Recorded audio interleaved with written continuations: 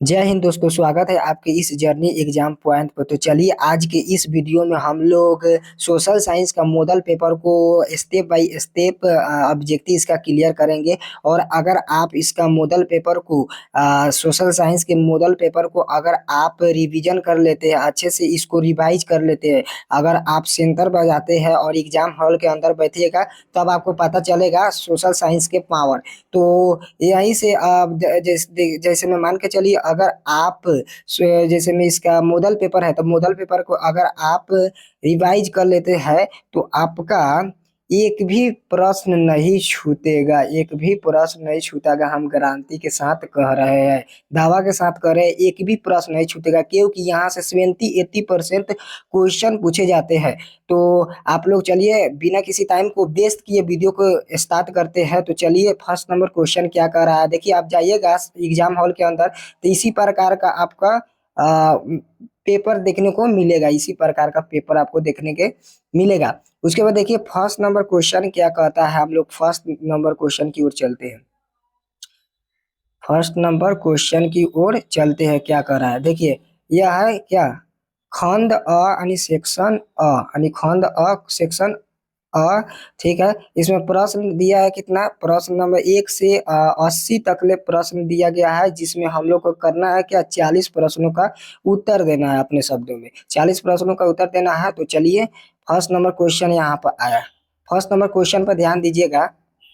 First number question यही कह रहा है कि द्वितीयक क्षेत्र की गतिविधियों में निम्नलिखित में से किसे शामिल करते हैं। देखिए अब द्वितीय क्षेत्र क्या होता है, प्रथम क्षेत्र क्या होता है और तृतीय क्षेत्र क्या होता है, तो यही इसमें हम आपको बताएंगे।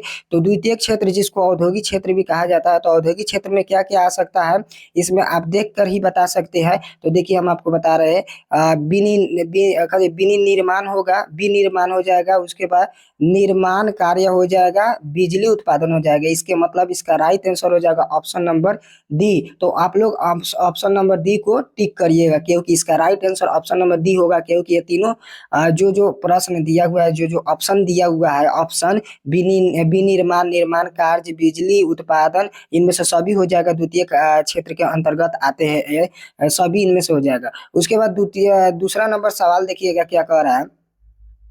दूसरा नंबर प्रश्न की ओर चलते हैं। देखिए भारत में कार्यशील जनसंख्या का बड़ा हिस्सा किस क्षेत्र पर आजीविका के लिए निर्भर है, किस क्षेत्र पर आजीविका के लिए निर्भर है, जनसंख्या का बात चला रहा है। तो जनसंख्या का बात चला रहा है, तो इसका right answer option number A हो जाएगा, प्राथमिक क्षेत्र से कृषि क्षेत्र भी कहा जाता है। तो इसमें जनसंख्या बड़ा हिस्सा के क्षेत्र पर आजीविका के लिए निर्भर है। तो आप लोग इसे याद कर लीजिएगा, ऑप्शन नंबर ए हो जाएगा प्राथमिक क्षेत्र। उसके बाद दूसरा तीसरा नंबर सवाल देखिए क्या कह रहा है। तीसरा नंबर प्रश्न देखते हैं क्या कह रहा है। ब्रोडलैंड आयोग का संबंध निम्नलिखित में से किससे है। ब्रोडलैंड आयोग का संबंध निम्नलिखित में से किससे है, तो किससे है, तो इसका राइट आंसर हो जाएगा ऑप्शन नंबर डी, सतत विकास। जो डी में दिया हुआ है, ऑप्शन नंबर डी में दिया हुआ है, तो इसका right answer option number D हो जाएगा, सतत विकास। उसके बाद देखिएगा चौथा नंबर सवाल क्या कह रहा है। चौथा नंबर सवाल यही कर रहा है, आर्थिक नियोजन हेतु राज्य सरकारों से तालमेल तथा सहयोग का वातावरण बनाने के लिए किस संस्था का गठन किया गया था। तो देखिए अगर आपको हम बता देता हूं, अगर आपको आपका शॉर्ट क्वेश्चन और लॉन्ग क्वेश्चन, लॉन्ग क्वेश्चन अगर आप रिवाइज कर लेते हैं अच्छा से, तो आपका एक भी ऑब्जेक्टिव नहीं छूटेगा। क्योंकि ये जो 4 नंबर प्रश्न दिया हुआ है, 4 नंबर प्रश्न, जो 4 नंबर प्रश्न दिया हुआ है, तो 4 नंबर प्रश्न में यही कह रहा है कि ये सीधे जैसे में शॉर्ट क्वेश्चन होता है, इसी सीधे शॉर्ट क्वेश्चन को उठा के दे दिया है। तो देखिए हम बताते हैं आपको, जैसे में यह शॉर्ट क्वेश्चन के उठा के दे दिया, क्या कह रहा है, आर्थिक नियोजन हेतु राज्य सरकारों से तालमेल तथा सहयोग का वातावरण बनाने के लिए किस संस्था का गठन किया गया था। तो इसका राइट आंसर हो जाएगा ऑप्शन नंबर, इसका राइट ऑप्शन हो जाएगा ऑप्शन नंबर ए, यानी योजना आयोग। योजना आयोग का परिभाषा है, तो आप लोग याद कर लीजिएगा, इसका राइट आंसर क्या हो जाएगा, तो योजना आयोग हो जाएगा। उसके बाद 5वां नंबर सवाल देखिएगा, 5वां नंबर सवाल क्या कह रहा है। 5वां नंबर सवाल देखिएगा, भारत के प्रथम राष्ट्रीय मानव विकास रिपोर्ट के अनुसार निम्नलिखित में से किसकी उपभोक्ता व्यय क्षमता में वृद्धि होती है? किसकी उपभोक्ता व्यय क्षमता में वृद्धि होती है? तो इसका राइट आंसर हो जाएगा इनमें से सभी। देखिए इसका राइट आंसर यानी ग्रामीण जनता भी हो जाएगा, नगरीय जनता भी हो जाएगा, उसके किसान भी आइबे करता है इसमें, तो राष्ट्रीय विकास रिपोर्ट में आइबे करता है। तो इसका right answer option number D को टिक कर लेंगे, तो इसका right answer option number D हो जाएगा। इसे आप लोग याद कर लीजिएगा। उसके बाद देखिएगा छठा नंबर प्रश्न क्या कर रहा है। छठा नंबर प्रश्न यही कर रहा है, इनमें से कौन कृषि आधारित उद्योग का उदाहरण है?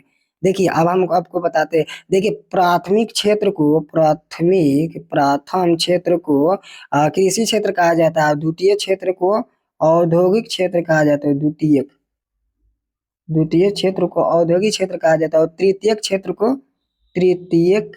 क्षेत्र को सेवा क्षेत्र कहा जाता है। आप लोग इसे याद कर लीजिएगा, तृतीय क्षेत्र को सेवा क्षेत्र कहा जाता है। तो हम इसको हटा देते हैं, उसके बाद चलते हैं प्रश्न की ओर क्या कर रहा है। हाँ तो देखिए यहाँ पर प्रश्न यही कर रहा है कि निम्नलिखित में से कौन कृषि आधारित उद्योग का उदाहरण है? अब कृषि का बात चला रहा था, इसके मतलब प्राथमिक क्षेत्र का बात चला रहा है। तो इसमें क्या है, देखिए फर्स्ट नंबर क्या करे, चीनी उद्योग, उसके बाद सूती वस्त्र उद्योग, उसके बाद आइएगा खाद्य प्रसंस्करण उद्योग, उसके बाद आइएगा तो इनमें से सभी। तो इसका राइट आंसर क्या हो जाएगा, तो इसका राइट आंसर हो जाएगा ऑप्शन नंबर डी। तो ऑप्शन नंबर डी इसका राइट आंसर हो जाएगा इनमें से सभी। इनमें से सभी इसलिए होगा क्योंकि चीनी उद्योग तो प्राथमिक क्षेत्र में आता है यानी कृषि क्षेत्र में आता है, उसके बाद सूती उद्योग भी कृषि क्षेत्र में आता है, और खाद्य प्रसंस्करण उद्योग भी कृषि क्षेत्र में आता है। तो इसे आप लोग ज्ञात कर लीजिएगा। तो इसका राइट आंसर हम क्या टिक करेंगे, तो ऑप्शन नंबर डी को टिक करेंगे। इसका right answer option number D हो जाएगा। उसके बाद 7वां नंबर प्रश्न देखिएगा क्या कर रहा है। 7वां नंबर प्रश्न, प्रोकेन्स के अनुसार राष्ट्रीय आय में किसे शामिल करते हैं? प्रोकेन्स के अनुसार राष्ट्रीय आय में किसे शामिल करते हैं? तो उपभोक्ता व्यय और विनिमय व्यय को शामिल करते हैं। तो इसका राइट आंसर हो जाएगा ऑप्शन नंबर सी, क्योंकि यह दोनों के शामिल करते हैं, उपभोक्ता व्यय और विनियोग व्यय को शामिल करते हैं। तो इसका right answer option number C हो जाएगा। उसके बाद 8वां नंबर सवाल देखिएगा क्या कर रहा है। 8वां नंबर सवाल देखते हैं, शुद्ध राष्ट्रीय उत्पाद की गणना में किसे शामिल नहीं किया जाता है? शुद्ध राष्ट्रीय उत्पादन की गणना में किसे शामिल नहीं किया जाता है? तो इसका राइट आंसर हो जाएगा ऑप्शन नंबर सी, कच्चे माल की कीमत को शामिल नहीं किया जाता है। देखिए इसका मतलब उत्पादित अंतिम मूल्य का वस्तुओं का मूल्य को शामिल किया जाता है, और देखिए उसके बाद उत्पादित अंतिम सेवाओं का मूल्य भी शामिल किया जाता है, लेकिन कच्चे माल की कीमती को शामिल नहीं किया जाता है। तो इसका right answer option number C हो जाएगा, क्योंकि हमसे पूछा क्या है, तो हमसे पूछा है मतलब इनमें से नहीं है, नहीं किया जाता है। तो इसका राइट आंसर हो जाएगा ऑप्शन नंबर सी हो जाएगा। उसके बाद चलते हैं 9वां नंबर सवाल की ओर। इनमें से कौन वाणिज्यिक बैंक नहीं है? इनमें से कौन वाणिज्य बैंक नहीं है, यानी यह क्या बोला था इसमें, यानी कौन वाणिज्य बैंक नहीं है? इकोनॉमिक्स का क्वेश्चन है, तो हम लोग इस पर ध्यान देंगे।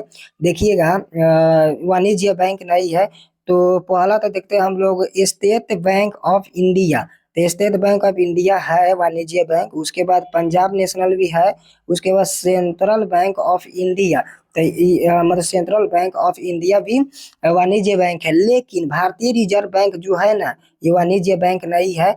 तो इसके मतलब ये पूछा क्या है, तो हम लोग से पूछा यही है कि नहीं है, वाणिज्य बैंक नहीं है। तो इनमें से वाणिज्य बैंक कौन नहीं है? तो इसका राइट आंसर हो जाएगा ऑप्शन नंबर ए, भारतीय रिजर्व बैंक इसका राइट आंसर हो जाएगा। ठीक है। उसके बाद 10वां नंबर सवाल देखिएगा क्या कह रहा है। 10वां नंबर सवाल देखिएगा, सहकारिता के संचालन का दायित्व राज्य सरकारों को कब प्राप्त हुआ? सहकारिता के संचालन का दायित्व राज्य सरकार को कब प्राप्त हुआ? तो राज्य सरकार को प्राप्त हुआ था 1919 में। इसका right answer option number C हो जाएगा। उसके बाद 10वां नंबर हो गया। 11वां नंबर सवाल देखिएगा क्या कह रहा है, गरीबी के कुंजकरण की धारणा किसने दी थी? तो गरीबी के कुंजकरण की धारणा किसने दी थी? तो रैंगन नर्स ने किया था, रैंगन नर्स ने इसका धारणा दिया था। तो इसका राइट आंसर हो जाएगा ऑप्शन नंबर सी। उसके 12 नंबर सवाल देखिएगा क्या कर रहा है। 12 नंबर सवाल है, इनमें से किस संसाधन का पारिश्रमिक व्यय ब्याज है, इसमें से कौन संसाधन का पारिश्रमिक ब्याज है? तो देखिएगा यहाँ पर, समझिएगा, समझने की कोशिश कीजिएगा। तो देखिए इसमें तो हमको दिख रहा है कि भूमि नहीं होगा, क्योंकि हमसे पूछा क्या है, तो हमसे पूछा गया है यही पारिश्रमिक ब्याज क्या होता है। तो पारिश्रमिक ब्याज इनमें से कौन है? तो इनमें से भूमि तो नहीं होगा पारिश्रमिक ब्याज, उसके बाद श्रम भी नहीं होगा, लेकिन पूंजी नहीं, पूंजी हो जाएगा, पूंजी हो जाएगा इसका राइट आंसर। क्योंकि पूंजी इसलिए होगा क्योंकि यह ब्याज की दर से पूंजी यानी ब्याज ना होता है जो हम कमा रहे हैं उसे पूंजी, तो इसका राइट आंसर हो जाएगा ऑप्शन नंबर सी। उसके बाद 13 नंबर सवाल देखिएगा क्या कर रहा है। केंद्रीय सहकारी बैंक किस स्तर पर कार्य करता है? केंद्रीय सहकारी बैंक किस स्तर पर कार्य करता है? तो इसका right answer option number B हो जाएगा, जिला स्तर पर कार्य करता है। इसका right answer option number B हो जाएगा। उसके बाद देखिएगा 14 नंबर सवाल देखिएगा क्या कर रहा है। 14 नंबर, भारत विश्व व्यापार संगठन का सदस्य कब बना? भारत जब विश्व का व्यापार संगठन बन रहा था तो वह कब बना था? कब बना था? तो इसका राइट आंसर हो जाएगा 1995 जी, ऑप्शन नंबर सी में दिखाई दे रहा है, तो ऑप्शन नंबर सी को टिक कर लेंगे। उसके बाद 15 नंबर सवाल देखिएगा क्या कह रहा है। राष्ट्रीय फोरम के आदेश से असंतुष्ट उपभोक्ता कितने दिनों के अंदर उच्चतम न्यायालय में अपील करा सकते हैं? तो इसका राइट आंसर आप लोग जब ऑब्जेक्टिव से याद किए होंगे, ऑब्जेक्टिव टारगेट से ऑब्जेक्टिव से याद किए होंगे, तो आप लोग को उसमें दिखाई दे रहा होगा कि इसका राइट आंसर ऑप्शन में 30 दिन तक इसका अपील किया जा सकता है, करीबन 1 महीना तक इसका अपील किया जा सकता है। इसका राइट आंसर हो जाएगा ऑप्शन नंबर बी। उसके बाद 16 नंबर सवाल देखिएगा क्या कह रहा है। मेजिनी का संबंध किस दल से था? आप देखिए मेजिनी का संबंध किस दल से था? मेजिनी मेजिनी जो था इसका संबंध किस दल से था? तो यही यह हिस्टोरी का क्वेश्चन है, तो हिस्टोरी का क्वेश्चन को हम लोग देखते हैं। तो मेजिनी का संबंध किस दल से था? तो इनमें से सभी दल से था। हम आपको बताते हैं कि कार्बोनारी दल से भी था, और उसके बाद युग इटली से, उसके बाद यंग यूरोप से था। तो इसका राइट आंसर हो जाएगा ऑप्शन नंबर डी। इसका right answer option number D हो जाएगा। उसके बाद देखिएगा 17 नंबर प्रश्न क्या कर रहा है। 17 नंबर प्रश्न यही कह रहा है, कार्ल वास यानी कार्ल वास आदेश किसने जारी किया था? कार्ल वास आदेश किसने जारी किया था? तो इसका राइट आंसर हो जाएगा मेटरनिख ने किया था। इसका right answer option number D हो जाएगा, मेटरनिख ने किया था, मेटरनिख ने किया था। उसके बाद देखिएगा 18 नंबर सवाल क्या कर रहा है। 18 नंबर सवाल यही कर रहा है, साम्यवादी शासन पहली बार कहाँ अपनाया गया? साम्यवादी शासन पहली बार कहाँ अपनाया गया था? तो पहली बार अपनाया गया था तो रूस में अपनाया गया था, जो ऑप्शन नंबर ए में दिखाई दे रहा है, तो ऑप्शन नंबर ए को टिक कर लेंगे। उसके बाद देखिएगा 19 नंबर सवाल क्या कर रहा है। 19 नंबर, रूस की मार्च क्रांति के बाद वहां किसके नेतृत्व में सरकार बनी? रूस की मार्च क्रांति के बाद वहां किसके नेतृत्व में सरकार बनी? तो किसके नेतृत्व में सरकार बना था? तो वह केरेनसरी। इसका राइट आंसर हो जाएगा ऑप्शन नंबर बी, क्रेसंकी इसका राइट आंसर हो जाएगा। उसके बाद देखिएगा 20 नंबर सवाल क्या कर रहा है। चिक्का यानी चेक्का कैसा संगठन था? आप बताना हमको, चेक्का कैसा संगठन था? तो चेक्का कैसा संगठन था? तो चेक्का एक गुप्त पुलिस संगठन था। तो इसका right answer option number A हो जाएगा, तो ऑप्शन नंबर ए को टिक कर लेंगे। इसका right answer option number A हो जाएगा, तो ऑप्शन नंबर ए को टिक कर देंगे। उसके बाद 21 नंबर सवाल देखिएगा। 21 नंबर, प्रथम यूटोपियन समाजवादी कौन था? अब देखिए इसमें बताना है प्रथम यूटोपियन समाजवादी कौन था? तो सेथ साइमन था, जो ऑप्शन नंबर ए में दिखाई दे रहा है, तो ऑप्शन नंबर ए को टिक कर देंगे। उसके बाद देखिएगा 22 नंबर सवाल क्या कर रहा है। बाओदाई, अब बाओदाई की सरकार को निम्न में से किसका समर्थन प्राप्त था? बाओदाई की सरकार में निम्न में से किसका समर्थन प्राप्त था? तो फ्रांस का प्रांत था, जो ऑप्शन नंबर बी में दिखाई दे रहा था, ऑप्शन नंबर बी को टिक कर देंगे। उसके बाद देखिएगा 23 नंबर सवाल। 23 नंबर सवाल यही कर रहा है, जेनेवा समझौता के क्रियान्वयन की देखभाल के लिए बने अंतर्राष्ट्रीय आयोग का सदस्य राष्ट्र निम्नलिखित में से कौन नहीं था?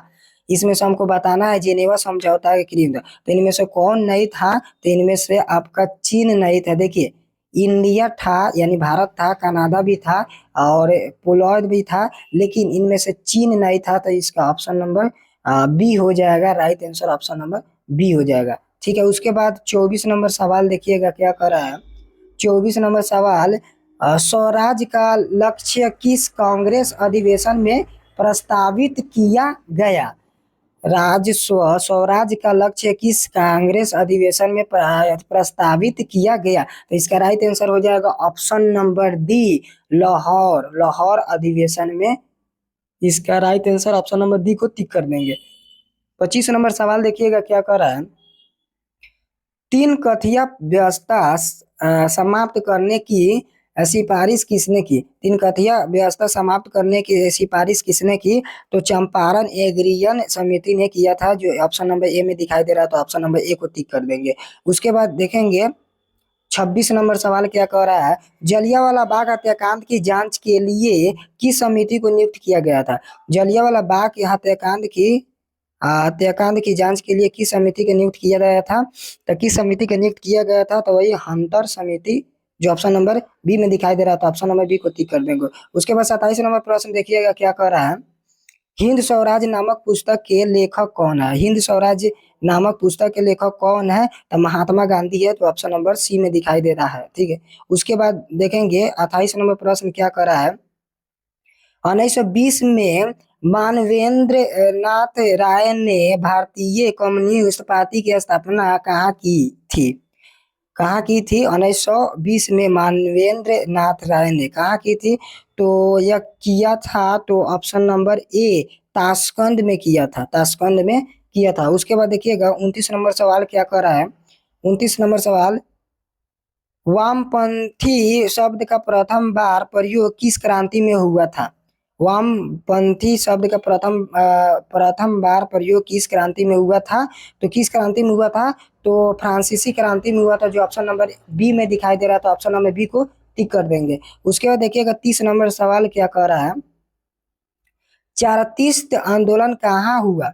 चारतीस्त आंदोलन कहाँ हुआ? तो चारतीस्त आंदोलन इंग्लैंड में हुआ था, जो ऑप्शन नंबर सी में दिखाई दे रहा था। ऑप्शन नंबर सी को टिक कर लेंगे। और आप लोग को हम बता रहे हैं कि जो आप लोग टारगेट ऑब्जेक्टिव याद किए हैं, उससे बहुत बहुत कम ही इसमें दिखने को मिल रहा होगा, बहुत कम, बहुत कम ही इसमें देखने को मिल रहा है। तो आप लोग घबराइएगा नहीं, क्योंकि यही है एक्स्ट्रा क्वेश्चन जो बिहार बोर्ड में पूछता है। यही एक्स्ट्रा क्वेश्चन, अगर इस एक्स्ट्रा क्वेश्चन को आप लोग बना लेते हैं तो आप टॉपर लिस्ट में चल जाएंगे। इसी तरह आप लोग मॉडल पेपर की भी देखिए, और इस चैनल पर क्वेश्चन बैंक भी कराते हैं। जितना भी इम्पोर्टेंट क्वेश्चन होता है ऑब्जेक्टिव, सबको सॉल्व कराते हैं। लगभग 230 नंबर का ऑब्जेक्टिव होता है ना बिहार बोर्ड में, 230 नंबर का ऑब्जेक्टिव होता है, जिसमें आपको अगर 200, कम से कम 210 प्लस लिया देते हैं, ऑब्जेक्टिव के बाद चला 210 प्लस ला देते हैं ना, तो आपका बेहतर रिजल्ट जाएगा, बेहतर।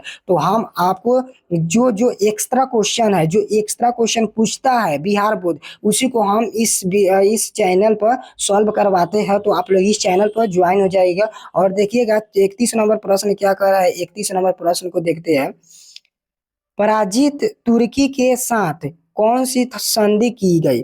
पराजित तुर्की के साथ कौन सी संधि की गई? तो पराजित तुर्की के साथ जो सेवर्स की संधि थी वही की गई थी। सेवर्स की संधि की गई थी, सेवर्स की संधि की गई थी। उसके बाद 32 नंबर सवाल देखिए क्या कर रहा है।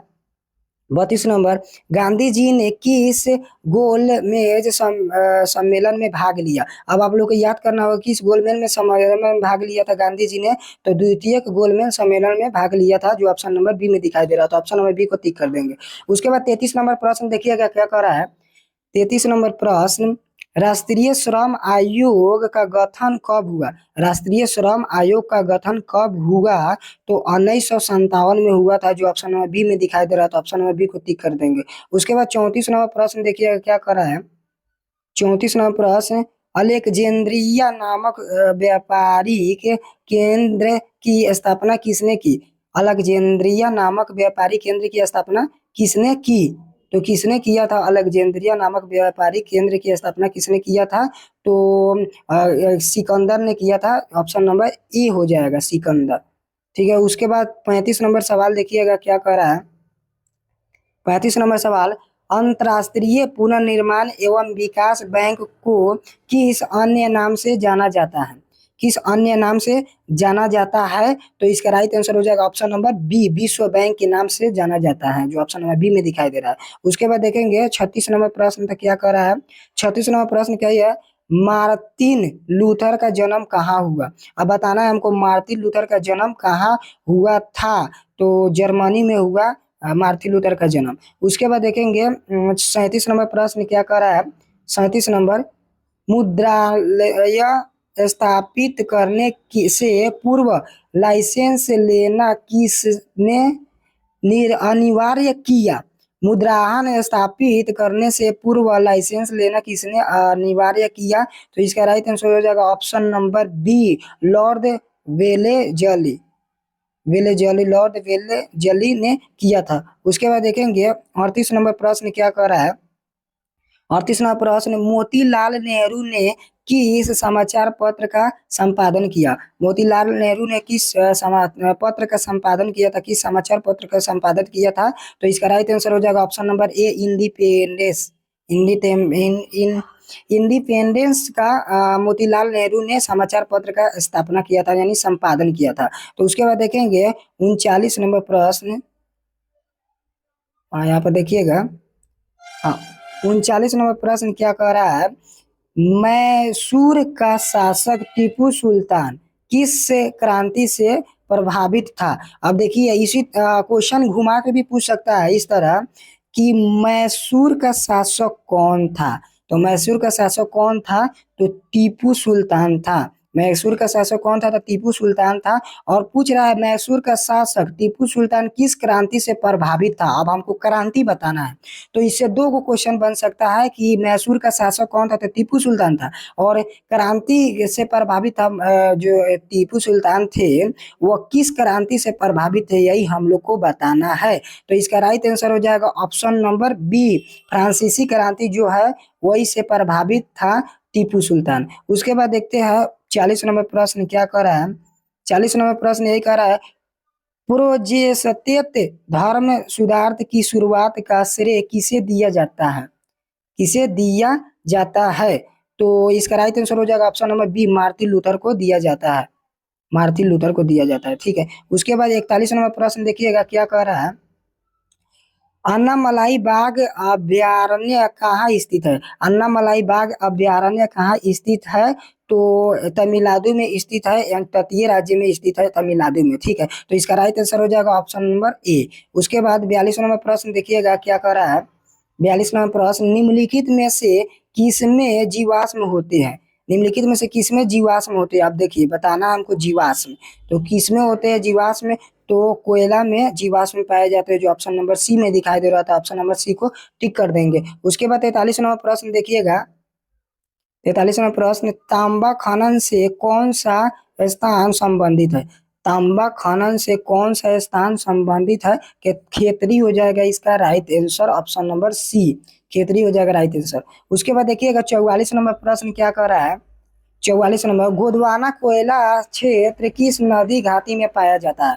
गोदवाना कोयला क्षेत्र किस नदी घाटी में पाया जाता है? तो इसका राइट आंसर हो जाएगा, देखिए समझिएगा, दामोदर घाटी भी हो जाएगा, सोन घाटी भी हो जाएगा, और उसके बाद गोदावरी घाटी भी हो जाएगा। इसका राइट आंसर हो जाएगा option number D. Option number D को टिक करेंगे, इसका राइट आंसर हो जाएगा गोदावना कोयला क्षेत्र किस घाटी में पाया जाता है, यही पूछा है हमसे। तो इसका right answer option number D को टिक कर देंगे। उसके बाद 45 नंबर प्रश्न देखिएगा क्या करा है। 45 नंबर, निम्नलिखित में से कौन नकदी फसल का उदाहरण है? फसल बताने, यानी भूगोल का क्वेश्चन है, नकदी फसल आपको बताना है। नकदी फसल तो कौन कौन हो जाएगा? देखिए नकदी फसल पूछ रहा है, तो देखिए नकदी फसल में गन्ना आ जाएगा, हाँ गन्ना आ जाएगा। उसके बाद रबर भी नकदी फसल है, क्योंकि जब भी मतलब खेत से उपज होती है तो उसको मतलब गन्ना को वहीं पे बेच दिया जाता है। नकदी फसल का मतलब होता है जो डायरेक्ट कटाई होती है तो वहीं से बिक जाती है वो फसल, तो वह नकदी फसल कहलाती है। तो गन्ना भी हो जाएगा, रबर भी हो जाएगा, मूंगफली भी हो जाएगा, और इसका राइट आंसर हम लोग टिक कर देंगे। तो इसका राइट आंसर हो जाएगा ऑप्शन नंबर डी। उसके बाद 46 नंबर प्रश्न देखिएगा क्या कर रहा है। 46 नंबर, भारत में पहली चीनी मिल किसके द्वारा शुरू की गई? भारत में पहली चीनी मिल किसके द्वारा शुरू की गई थी? तो किसके द्वारा किया गया था? किसके द्वारा किया गया था? तो पुर्तगाली के द्वारा किया गया था, सॉरी, पुर्तगाली के द्वारा किया गया था। उसके बाद 47 नंबर प्रश्न देखेंगे क्या कह रहा है। 47 नंबर प्रश्न, इनमें से कौन आकस्मिक प्रबंधन का घटक है? आकस्मिक प्रबंधन का घटक बताना है, तो इसका राइट आंसर हो जाएगा ऑप्शन नंबर डी। देखिए, स्थानीय प्रशासन भी हो जाएगा, स्वयं सेवी संगठन भी हो जाएगा, स्थानीय लोग भी हो जाएगा। इसका right answer option number D हो जाएगा। उसके बाद देखेंगे 48 नंबर प्रश्न क्या कर रहा है। 48 नंबर प्रश्न यही करा है, सरदार सरोवर कृत्रिम जलाशय किस नदी पर निर्मित है? अब हमको भूगोल का क्वेश्चन पूछ रहा है, तो भूगोल का क्वेश्चन को हम लोग को बताना होगा कि सरदार सरोवर कृत्रिम जलाशय किस नदी पर निर्मित है? तो नर्मदा नदी पर निर्मित है, जो ऑप्शन नंबर बी में दिखाई दे रहा है। उसके बाद 49 नंबर प्रश्न देखिएगा। 49 नंबर प्रश्न, यहाँ पर हम जूम कर देते हैं। हाँ, 49 नंबर प्रश्न को देखिएगा। 49वां प्रश्न देखिएगा, निम्नलिखित में से कौन मानव जनित आपदा है? अब आपदा बताना है। देखिए, अब आपदा से पूछ दिए प्रश्न। आपदा काफी इजी होता है, आप लोग जानते होंगे। तो आपदा क्या पूछा है? मानवीय जनित आपदा। देखिए, तो बाढ़ तो इसमें नहीं होगा, सबसे पहले तो बाढ़ नहीं होगा, क्योंकि मानव द्वारा नहीं आती है, अचानक आती है। बाढ़ नहीं होगा। उसके बाद भूसंकलन, भूसंकलन भी ना होगा। उसके बाद देखिएगा यहाँ पर सुनामी भी ना होगा, क्योंकि यह समुद्र से उत्पन्न होती है अंतर्तीय इलाका में, तो यह भी ना होगा। तो जब तीनों गलती कर दिया, तो जो लास्ट में बच रहा है ऑप्शन नंबर ए, इसी को टिक कर देंगे। सांप्रदायिक दंगे हो जाएगा। तो दंगे तो मानव जनित आपदा है, क्योंकि वो लोग ही करते हैं दंगा। तो इसका राइट आंसर हो जाएगा ऑप्शन नंबर ए। उसके बाद देखिएगा 50 नंबर प्रश्न। 50 नंबर प्रश्न देखिएगा, भूकंप संभावित क्षेत्रों में भूकंपों की आकृति कैसी होनी चाहिए? भूकंपों की आकृति कैसी होनी चाहिए? तो इसका राइट आंसर हो जाएगा ऑप्शन नंबर डी, वृत्ताकार होनी चाहिए। वृत्त के आकार का होना चाहिए। भूकंप संभावित क्षेत्र में भूकंपों की आकृति कैसी होनी चाहिए? तो वृत्ताकार होना चाहिए। तो इसका राइट आंसर हो जाएगा ऑप्शन नंबर डी। और आप लोग 50 में कितना आप लोग सही कर पाए, आप लोग बताइएगा। आप लोगों को कितना समझ आया, आप लोग कमेंट सेक्शन में बताइएगा। और उसके बाद 51 नंबर प्रश्न देखते हैं क्या कर रहा है। 51 नंबर प्रश्न यही कर रहा है, कांडला विशेष आर्थिक क्षेत्र कहाँ स्थित है? कांडला विशेष आर्थिक क्षेत्र कहाँ स्थित है? तो गुजरात में स्थित है। तो इसका right answer option number A हो जाएगा। उसके बाद देखिएगा 52 नंबर प्रश्न। 52 नंबर प्रश्न देखिएगा क्या कर रहा है, भारतीय डाक विभाग की स्थापना कब हुई थी? भारतीय डाक विभाग की स्थापना कब हुआ था? 1854 में हुआ था। तो इसका राइट आंसर हो जाएगा ऑप्शन नंबर बी। उसके बाद देखिएगा 53 नंबर सवाल, भारत में ग्रैंड ट्रंक रोड की कुल कितनी लंबाई है? भारत में ग्रैंड ट्रंक रोड की लंबाई कितनी है? तो 2320 यानी 2320 किलोमीटर इसका लंबाई है। तो इसका right answer option number C हो जाएगा। उसके बाद 54 नंबर प्रश्न देखिएगा क्या कर रहा है, भारत में बिजली उत्पादन में निम्नलिखित में से किसकी हिस्सेदारी सर्वाधिक? कट गया का? एक सेकंड रुक जाओ, हमको लग रहा है क्वेश्चन कट गया है, रुक जाइए, देख रहे हैं। हाँ, यहाँ पे आ गया। हम यहाँ पर जूम कर देते हैं, थोड़ा बड़ा क्वेश्चन था। हाँ ठीक है, आपसे देखिए, आपसे पढ़ते हैं। देखिएगा कि भारत में बिजली उत्पादन में निम्नलिखित में से किसकी हिस्सेदारी सर्वाधिक है? किसकी हिस्सेदारी सर्वाधिक है? तो इसका राइट आंसर हो जाएगा ऑप्शन नंबर डी, तापीय विद्युत जो है उसका सर्वाधिक हिस्सेदारी है बिजली उत्पादन में। तो इसका राइट आंसर हो जाएगा ऑप्शन नंबर डी। उसके बाद 55 नंबर सवाल देखिएगा। 55 नंबर सवाल, पुराने जलोढ़ को किस नाम से जाना जाता है? देखिए, पुराने जलोढ़ को किस नाम से जाना जाता है? तो बांगर के नाम से जाना जाता है, जो बांगर के नाम से जाना जाता है पुराने। और जो नए होते हैं, नए जलोढ़ को किस नाम से जाना जाता है? तो खादर के नाम से जाना जाता है। खादर के नाम से जाना जाता है। आप लोग याद कर लीजिएगा, इससे ऑब्जेक्टिव पूछता है पुराने और नए जलोढ़ किसे उसका अन्य नाम पूछता है, तो बांगर और खादर यही पूछता है। तो आप लोग याद कर लीजिएगा। तो हमसे क्या पूछा था, पुराने जलोढ़ को किस नाम से जाना जाता है? तो बांगर के नाम से जाना जाता है। अगर पूछता है नए जलोढ़ को किस नाम से जाना जाता है, तो खादर से नाम से जाना जाता है। तो इसका राइट आंसर हो जाएगा ऑप्शन नंबर बी को टिक कर देंगे। उसके बाद देखिएगा 56 नंबर प्रश्न क्या कर रहा है, 56 नंबर प्रश्न, भारत में तांबा गलाने का पहला कारखाना कहाँ स्थापित हुआ था? भारत में तांबा गलाने का पहला कारखाना कहाँ स्थापित हुआ था? तो घाटीशिला में स्थापित हुआ था, घाटशिला में वो स्थापित हुआ था, जो ऑप्शन नंबर बी में दिखाई दे रहा था। ऑप्शन नंबर बी को टिक कर देंगे। उसके बाद देखिएगा 57 नंबर प्रश्न क्या कर रहा है, कांजी की खेती के लिए कौन सी मृदा उपयुक्त है? काजू, सॉरी काजू, कांजी बोले, काजू हो जाएगा। काजू की खेती के लिए कौन सी मृदा उपयुक्त है? काजू का खेती के लिए कौन सा मृदा उपयुक्त है? तो इसका राइट आंसर हो जाएगा ऑप्शन नंबर बी, लैटेराइट। इसका राइट आंसर लैटेराइट हो जाएगा। उसके बाद देखिएगा 58 नंबर प्रश्न, 58 नंबर, प्रसिद्ध सुंदरी सुंदरी संधि सिंदरी प्रसिद्ध सिंदरी उर्वरक संयंत्र कहाँ स्थित है? प्रसिद्ध सिंदरी उर्वरक संयंत्र कहाँ स्थित है? तो इसका राइट आंसर हो जाएगा ऑप्शन नंबर सी, झारखंड में स्थित है। उसके बाद देखिएगा 59 नंबर प्रश्न को थोड़ा ध्यान से देखिएगा, भद्रावती इस्पात कारखाने में लौह अयस्क कहाँ से प्राप्त होता है? भद्रावती इस्पात कारखाने में लौह अयस्क कहाँ से प्राप्त होता है? तो इसका राइट आंसर हो जाएगा ऑप्शन नंबर सी, बाबा बूदन बाबा बूदन की पहाड़िया से होता है, जो ऑप्शन नंबर सी में दिखाई दे रहा है।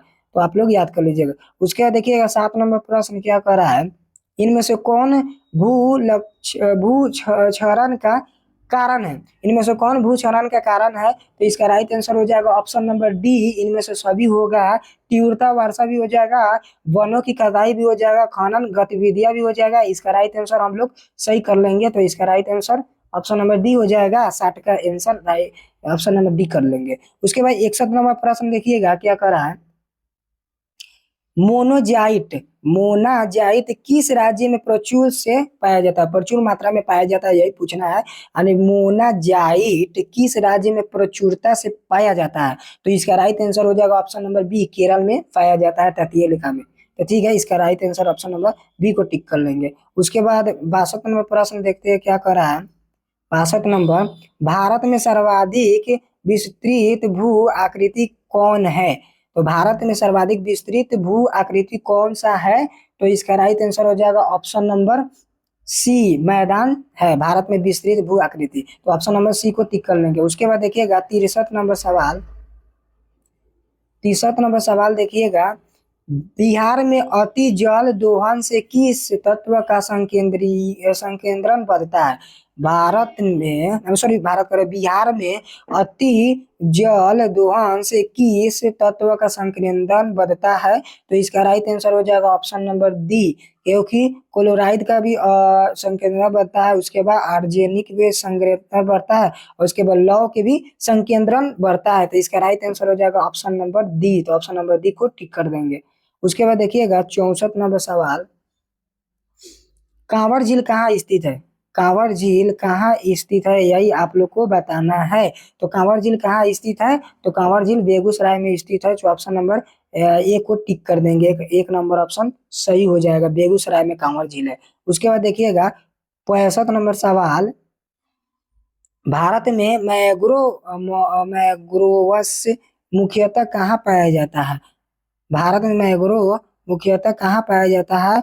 तो इसका राइट आंसर हो जाएगा ऑप्शन नंबर बी, क्या हो जाएगा, सुंदरबन। मैंग्रोव वन सुंदरबन में पाया जाता है। तो इसका राइट आंसर हो जाएगा ऑप्शन नंबर बी हो जाएगा। उसके बाद देखिएगा 66 नंबर प्रश्न, 66 नंबर प्रश्न देखिएगा,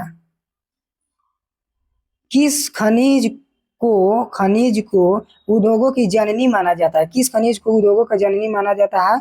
तो इसका राइट आंसर हो जाएगा ऑप्शन नंबर डी, लौह अयस्क को खनिजों का जननी माना जाता है। तो इसका right answer option number D को टिक कर देंगे। उसके बाद 67 नंबर सवाल देखिएगा, 67 नंबर सवाल देखिएगा, पूर्वोत्तर रेलवे का मुख्यालय कहाँ स्थित है? अब देखिए हमको बताना है पूर्वोत्तर रेलवे का मुख्यालय कहाँ स्थित है। तो इसका राइट आंसर हो जाएगा ऑप्शन नंबर डी, गोरखपुर में स्थित है। जो ऑप्शन नंबर डी को टिक कर देंगे। उसके बाद देखिएगा 68 नंबर सवाल, बिहार के किस जिले में नहरों द्वारा सर्वाधिक सिंचाई होती है? बिहार के किस जिलों में नहरों द्वारा सर्वाधिक सिंचाई होती है? तो रोहतास जो है ना, रोहतास जिला, वही जिले में नहरों की सर्वाधिक सिंचाई होती है। तो इसका राइट आंसर हो जाएगा ऑप्शन नंबर ए। ठीक है, उसके बाद देखते हैं 69 नंबर सवाल क्या कर रहा है, पंचायत समिति का कार्यकाल क्या होता है? पंचायत समिति का कार्यकाल क्या होता है, कार्यकाल हमको बताना है। तो इसका राइट आंसर हो जाएगा 5 वर्षों का, जो ऑप्शन नंबर सी में दिखाई दे रहा था। ऑप्शन नंबर सी को टिक कर देंगे। उसके बाद देखिएगा 70 नंबर प्रश्न देखिएगा, नगर निकाय का संबंध किस संवैधानिक संशोधन से है? नगर निकाय का संबंध किस संवैधानिक संशोधन से है? तो इसका राइट आंसर हो जाएगा ऑप्शन नंबर डी, 74वें संविधान संशोधन से है। आप लोग इसे याद कर लीजिएगा। ठीक है, उसके बाद देखते हैं 71 नंबर प्रश्न। देखिएगा 71 नंबर सवाल क्या कह रहा है, समवर्ती सूची में किसे कानून बनाने का अधिकार होता है? अब हमको बताना है समवर्ती सूची में किसे कानून बनाने का अधिकार होता है। अब आप लोग समझिए कि 3 सूची होता है, एक होता है संघ सूची, एक होता है राज्य सूची, एक होता है समवर्ती सूची। संघ सूची में केंद्र सरकार काम करती है। राज्य सूची में राज्य सरकार काम करती है। आप लोग इसे ध्यान से देखिएगा। और समवर्ती सूची होता है ना, तो केंद्र और राज्य दोनों मिलकर काम करती है, केंद्र और राज्य दोनों मिलकर काम करती है।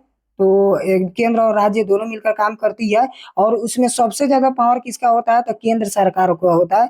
तो इसमें हमसे पूछा यही है, तो समवर्ती सूची पर किसे कानून बनाने का अधिकार होता है? तो समवर्ती जो सूची होता है उसमें राज्य सरकार और केंद्र सरकार दोनों सरकार का कानून बनाने का अधिकार होता है। तो ऑप्शन नंबर सी को टिक कर देंगे। Option number C right answer हो जाएगा 71 का। उसके बाद देखिएगा 72 नंबर प्रश्न क्या कह रहा है, 72 नंबर प्रश्न यही कह रहा है, ग्राम पंचायत में निम्नलिखित में से किसके लिए स्थान आरक्षित है?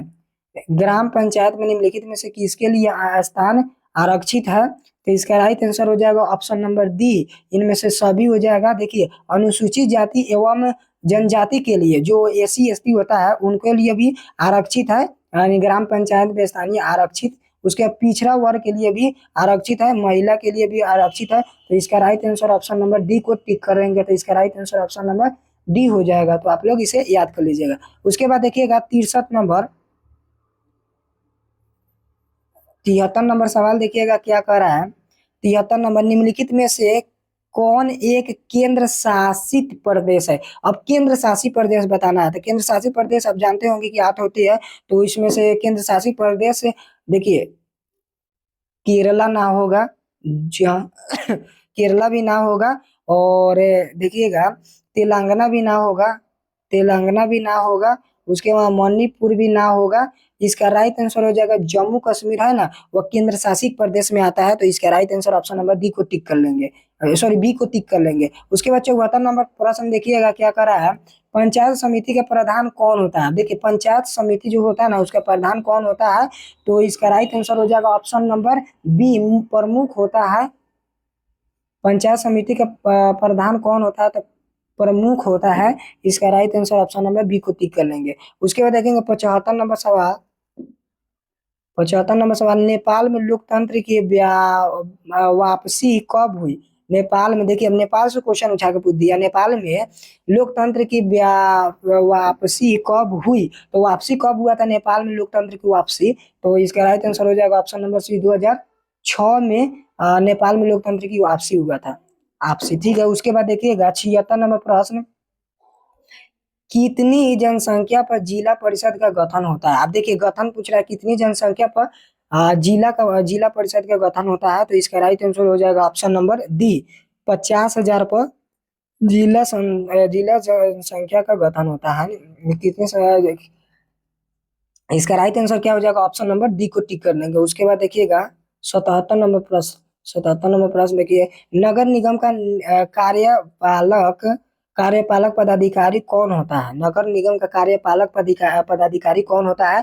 तो इसका राइट आंसर हो जाएगा ऑप्शन नंबर सी, नियुक्त आयुक्त होता है, जो ऑप्शन नंबर सी में दिखाई दे रहा है। उसके बाद देखिएगा 78 नंबर प्रश्न क्या कर रहा है, लोकतंत्र का प्रमाण किसे कहा जाता है?